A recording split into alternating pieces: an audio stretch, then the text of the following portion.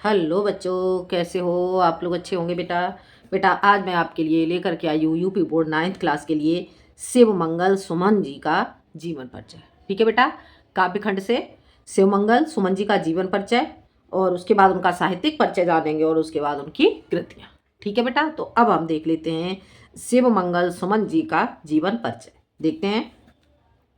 Doctor Shivmangal सुमन का जन्म 5 अगस्त सन 1915 ईस्वी को बसंत पंचमी के दिन उत्तर प्रदेश के उन्नाव जिले में झगरपुर नामक गांव में हुआ था। डॉक्टर शिवमंगल सुमन का जन्म 5 अगस्त सन 1915 ईस्वी को बसंत पंचमी के दिन उत्तर प्रदेश के उन्नाव जिले में झगरपुर नामक गांव में हुआ था। सुमन जी बाल्यकाल से सुमन जी बाल्यावस्था में ही ग्वालियर चले गए तथा वहीं इनकी शिक्षा संपन्न हुई। ग्वालियर में ही क्रांतिकारियों के संपर्क में आने से इनके हृदय में भी क्रांति की ज्वाला धधक उठी। आ गया समझ में? ग्वालियर में ही क्रांतिकारियों के संपर्क में आने से इनके हृदय में भी क्रांति की ज्वाला धधक उठी, जिसके कारण इनकी पढ़ाई में बाधा उत्पन्न हो गई। सन 1940 में इन्होंने बनारस हिंदू विश्वविद्यालय से हिंदी में एमए किया। फिर इसी विश्वविद्यालय से डीलिट की उपाधि भी प्राप्त की। इनका अधिकांश समय शिक्षक के रूप में व्यतीत हुआ। कुछ समय तक ये विक्रम विश्वविद्यालय के कुलपति भी रहे। वे नेपाल में भारतीय दूतावास के सांस्कृतिक सचिव भी रहे। उत्तर प्रदेश के हिंदी संस्थान के उपाध्यक्ष के रूप में भी इन्होंने हिंदी की सेवा की। 27 नवंबर 2002 ईस्वी में इनका निधन हो गया। ठीक है बेटा। एक बार फिर से जान लेते हैं हम इनका जीवन परिचय। ठीक है, देख लेते हैं। डॉक्टर शिवमंगल सुमन का जन्म 5 अगस्त सन 1915 ईस्वी को बसंत पंचमी के दिन उत्तर प्रदेश के उन्नाव जिले में झगरपुर नामक गांव में हुआ था। सुमन जी बाल्यावस्था में ही ग्वालियर चले गए तथा वहीं इनकी शिक्षा संपन्न हुई। ग्वालियर में ही क्रांतिकारियों के संपर्क में आने से इनके हृदय में भी क्रांति की ज्वाला धधक उठी, जिसके कारण इनकी पढ़ाई में बाधा उत्पन्न हो गई। ठीक है, जिसके कारण इनकी पढ़ाई में बाधा उत्पन्न हो गई। सन 1940 में इन्होंने बनारस हिंदू विश्वविद्यालय से हिंदी में एमए किया। फिर इसी विश्वविद्यालय से डीलिट की उपाधि भी प्राप्त की। इनका अधिकांश समय शिक्षक के रूप में व्यतीत हुआ। कुछ समय तक ये विक्रम विश्वविद्यालय के कुलपति भी रहे। वे नेपाल में भारतीय दूतावास के सांस्कृतिक सचिव भी रहे। उत्तर प्रदेश के हिंदी संस्थान के उपाध्यक्ष के रूप में भी इन्होंने हिंदी की सेवा की।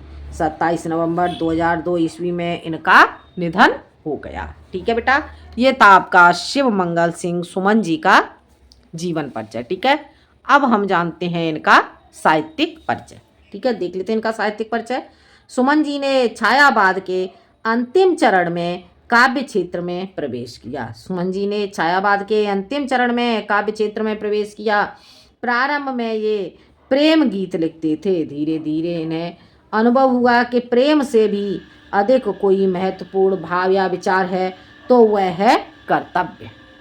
प्रकृति के विशाल क्षेत्र से उठती हुई मानवता की अकुलाहट को इन्होंने सुना और फिर ये देश के राष्ट्रीय आंदोलन से प्रभावित हुए। इनके मन में क्रांति की आग धधक उठी। सुमन जी की कविताएं हर्ष और पुलक, राग और विराग तथा आशा और उत्साह से भरपूर हैं। प्रगतिवाद और राष्ट्रीय चेतना से भरपूर इनकी अनेक सुंदर रचनाएं हिंदी साहित्य को बढ़ा रही हैं। ठीक है बेटा, देखते हैं एक बार फिर से इनका साहित्यिक परिचय देख लेते हैं। सुमन जी ने छायावाद के अंतिम चरण में काव्य क्षेत्र में प्रवेश किया था। प्रारंभ में ये प्रेम गीत लिखते थे। धीरे धीरे इन्हें अनुभव हुआ कि प्रेम से भी अधिक कोई महत्वपूर्ण भाव या विचार है तो वह है कर्तव्य। प्रकृति के विशाल क्षेत्र से उठती हुई मानवता की अकुलाहट को इन्होंने सुना और फिर ये देश के राष्ट्रीय आंदोलन से प्रभावित हुए। इनके मन में क्रांति की आग धधक उठी। सुमन जी की कविताएं हर्ष और पुलक, राग और विराग तथा आशा के उत्साह से परिपूर्ण हैं।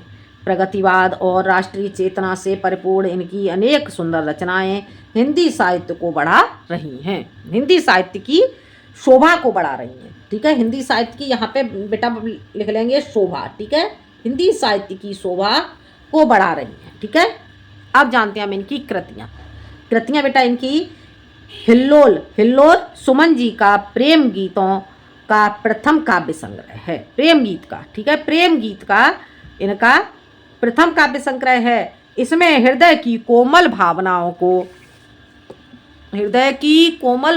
को चित्रित किया गया है।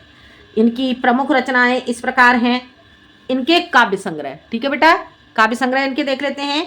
जीवन के गान, युग का मोल, प्रलय, सृजन, विश्वास बढ़ता ही गया, विंध्य हिमालय, मिट्टी की बारात, वाणी की व्यथा, कटे अंगूठों की वंदन वारें। ठीक है बेटा, एक बार फिर से देख लेते हैं इनके काव्य संग्रह कौन कौन से हैं। जीवन के गान, युग का मोल, प्रलय सृजन, विश्वास बढ़ता ही गया, विंध्य हिमालय, मिट्टी की बारात, वाणी की व्यथा, कटे अंगूठों की वंदन वारें। और इसके बाद जानते हैं इनकी गद्य रचनाएं। ठीक है, गद्य रचनाएं इनकी कौन कौन सी हैं। गद्य रचनाएं महादेवी की काव्य साधना आलोचन साहित्य। ठीक है, आलोचना साहित्य एवं गीत काव्य उद्गम और विकास गीत काव्य है। नाटक है इनके प्रकृति पुरुष और कालिदास। ठीक है बेटा, तो ये था बेटा आपका शिव मंगल सिंह सुमन जी का जीवन परिचय, साहित्यिक परिचय और उनकी रचनाएं। ठीक है बेटा, वीडियो पसंद आए तो लाइक करें, शेयर करें और सब्सक्राइब करें। आज के लिए इतना ही। अगले वीडियो में मैं आती हूँ एक नए टॉपिक के साथ। जब तक के लिए धन्यवाद।